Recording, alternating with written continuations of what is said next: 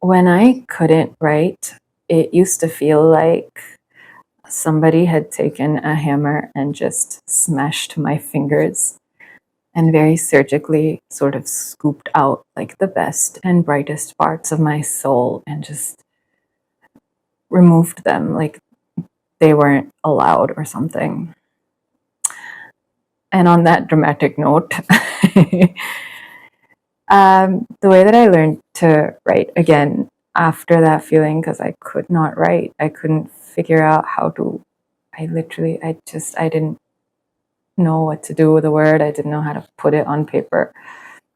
But I've never been very good at journaling. It wasn't something that I like. It wasn't really something that I did. But my sister got me a journal, and it was a very beautiful journal. And I've had journals before, and the more beautiful they are, the more that I want them. But also, when I have them, I don't know if I should write in them because I feel like I'm just going to sully something that's beautiful.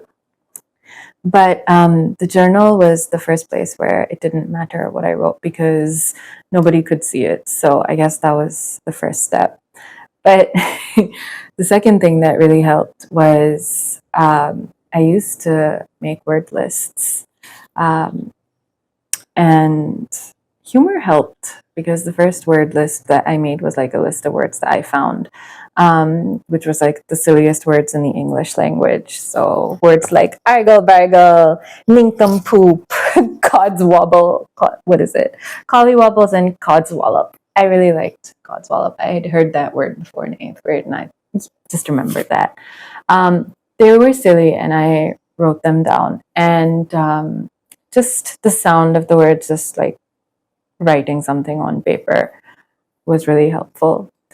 But the other thing that I realized that I really like is I really like setting up paint palettes, even though it takes some time. I like paint. I like how it's almost like sometimes I use watercolor, so sometimes it feels like it's a little bit more vibrant when it's coming out of the tube. I like the smell of paint.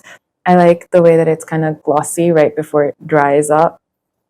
But yeah, I like setting up paint palettes.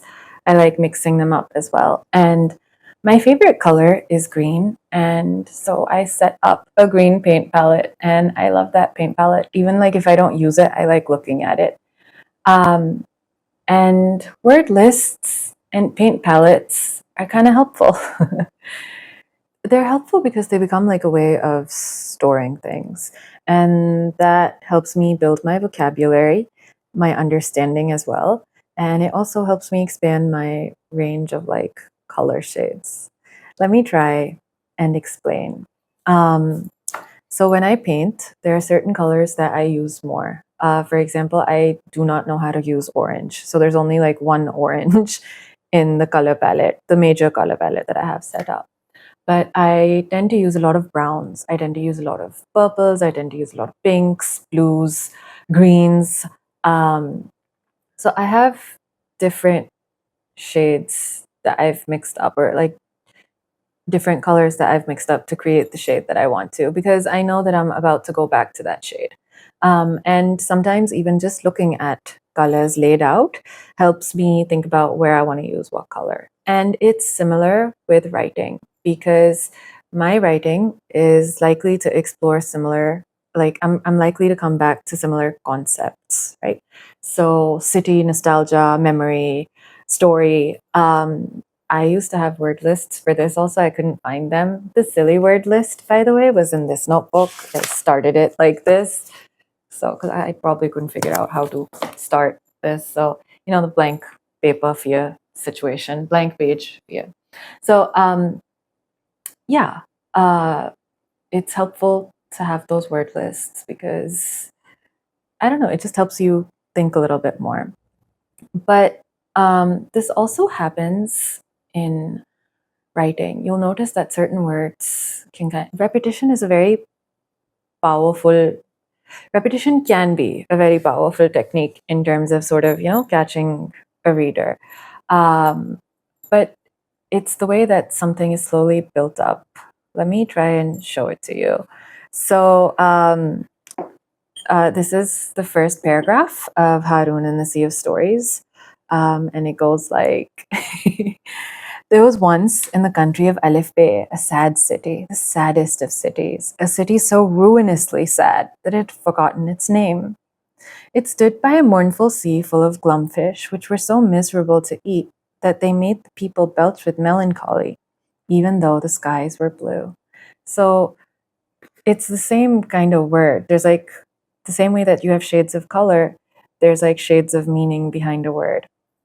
And sad is repeated, but mournful, melancholy, glumfish, all of that just kind of strengthens everything that's happening in that passage. And it's the same thing with painting and art as well, you know?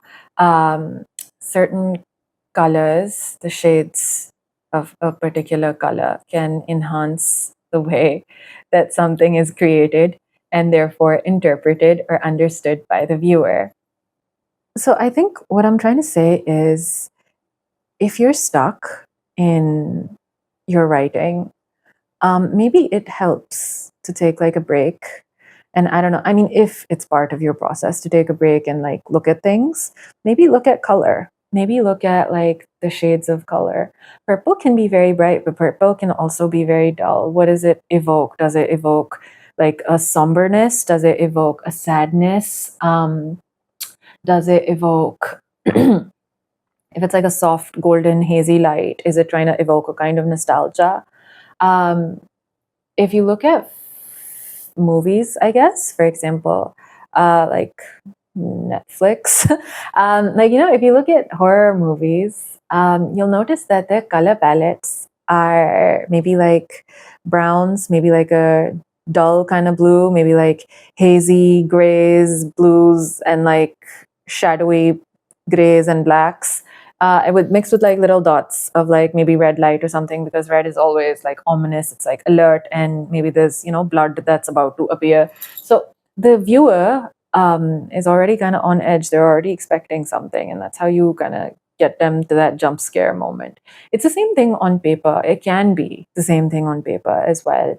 The way that you build color, right, can be similar. So if you're like, I don't know, if something is burning, if there's a sense of smoke, if there's a haze, that evokes a certain kind of mood. So sometimes when I get stuck in my writing, I don't know how to proceed, and all my crises about how this is not good and how I am not good and everything else, when it's like really kind of like crescendoing in my those voices. I think something that helps is just to take like a pause, look at certain words that I'm trying to put together to create like a certain image, because I want my writing, at least, like I want visuals. I want my writing to look like an image, to look like painting. But I usually put down words and then I look for their synonyms.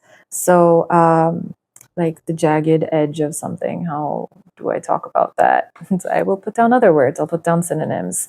Glass, I don't know. I have some, like, I'll stop and I'll put down words. The other thing that helps, by the way, is with word lists is sound. So with a movie, you can have like you can incorporate like music, and you can incorporate dialogue. You could also incorporate dialogue and text, but like, you know, you can sort of, that tone, that pitch, that music, etc., is there. But with something that's on like a sheet of paper, you can build that sense of sound by putting certain words together. So I guess word lists help. Thank you, as always.